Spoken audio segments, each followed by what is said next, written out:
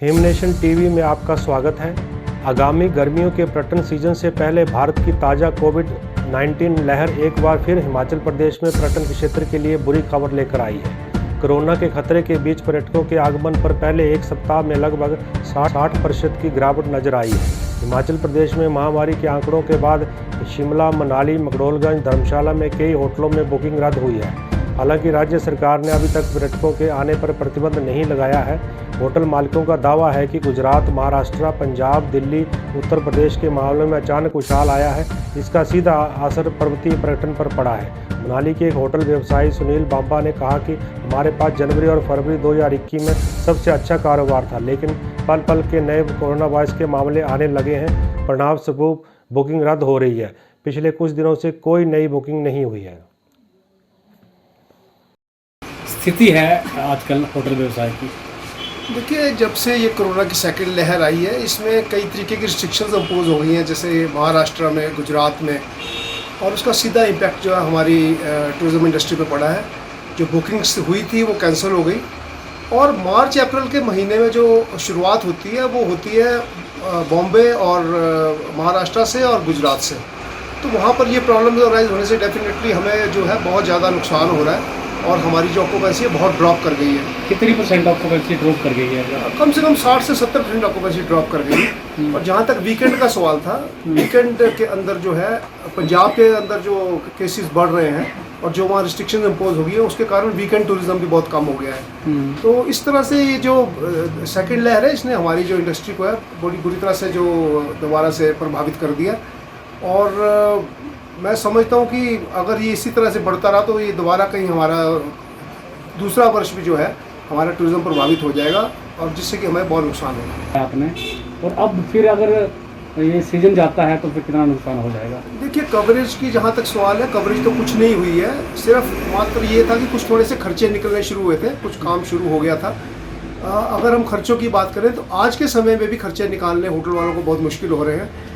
और सरकार की तरफ से भी जो एक घोषणा की गई थी, एक नोटिफिकेशन की गई थी कि आपको कम रेट के ऊपर जो है एक वर्किंग कैपिटल मिलेगा, वो भी हमें नहीं मिला।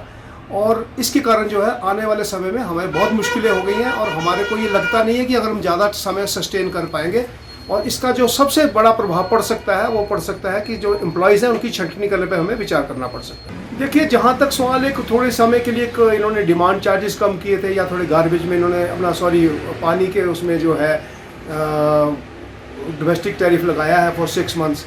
अगर हम बाकी बात करें या गार्बेज की बात करें तो उन्होंने 6 महीने का हमें जो होटल बंद रहे 6 महीने, उसके गार्बेज के बिल्स हमें दे दिए हैं, जिससे कि हमारी जो आर्थिक स्थिति है, जो हमारे को बिल दिए गए हैं, उससे हमारी आर्थिक स्थिति और बिगड़ गई है। क्योंकि एक तो बिजनेस नहीं है, ऊपर से इस तरह से जो बिल दे दिए गए हैं और कोई हमें आर्थिक मदद नहीं दी गई।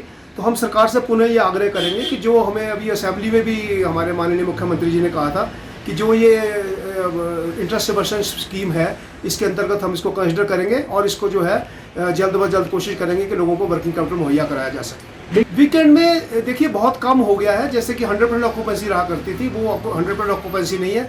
ये इस बारी जो होली के कारण 3-4 इकट्ठी छुट्टी होने के कारण थोड़ा सा कुछ ट्रैफिक जो बढ़ा है। और सबसे बड़ी बात है कि हमें जो आपको मैं आश्वस्त करना चाहता हूँ कि जो होटल इंडस्ट्री है या टूरिज्म इंडस्ट्री है, वो पूरी तरह से आज की डेट में भी पूरे कोरोना के लिए जो हमारे SOPs दी गई इसको पूरी तरह से फॉलो कर रही है। और आपके सामने ही है कि 8-9 महीने हो गए से पहले होटल बंद रहे, फिर 5-6 महीने से जब से ये खुले हैं, तो आज तक कोई होटल के अगर हम माध्यम से बोले तो कोई ऐसा कोरोना पॉजिटिव केस नहीं आया, ना स्टाफ का, ना उसके ऑनर्स का, ना टूरिस्ट का। कोरोना हम ये चाहते हैं कि हमारा ये, बल्कि सरकार से आग्रह रहेगा कि जैसे इन्होंने फेज वाइज सबको किया है, पर्टिकुलरली टूरिज्म इंडस्ट्री का जितना भी स्टाफ है और उनको जो है प्रायोरिटी के ऊपर वैक्सीनेट कर दिया जाए, ताकि जो हम इसको पब्लिसाइज कर सकें और जो टूरिस्ट आए यहाँ पर लोगों को सेफ फील करें। जिस तरह से मामले, देखिए उस समय तो फिर वहाँ पर एक ही रह जाता है कि हमें आर्थिक जो है वो सरकार को डेफिनेटली हमें कोई आर्थिक मदद करनी पड़ेगी, तभी हम सस्टेन कर पाएंगे। जैसे मैंने पहले भी आपको बोला कि सस्टेनेबिलिटी की पॉसिबिलिटी कोई नहीं है। हमें सारे जितने भी बिल्स वगैरह दिए जा रहे हैं उसको भी सरल तरीके से लेने का कुछ उनको करना पड़ेगा। और जहाँ तक सवाल है, हमें वर्किंग कैपिटल अगर मुहैया नहीं कराएंगे तो हो सकता है कि हमें जो स्टाफ की छंटनी करे पड़े। आप कह रहे हैं अप्रैल मई जून की बेसिकली कैंसिल हुई है, क्योंकि अप्रैल में के महीने में मैंने आपको बताया गुजरात से टूरिस्ट आता है, महाराष्ट्र से टूरिस्ट आता है। जो हमारा beginning of the tourism season होता है वो महाराष्ट्र और अप्रैल इससे शुरू होता है, गुजरात से। और साथ साथ वीकेंड में ऑब्वियसली पंजाब हरियाणा का बहुत बड़ा कंट्रीब्यूशन रहता है, तो वहाँ जब पाबंदियाँ लग रही है तो उससे हमें काफ़ी वीकेंड में फर्क पड़ता किसानों है। डेफिनेटली हर चीज़ की जो है किसान आंदोलन का भी काफ़ी हद तक फ़र्क है, और ये कोरोना का जो दूसरी लहर आई है इसमें भी फ़र्क है।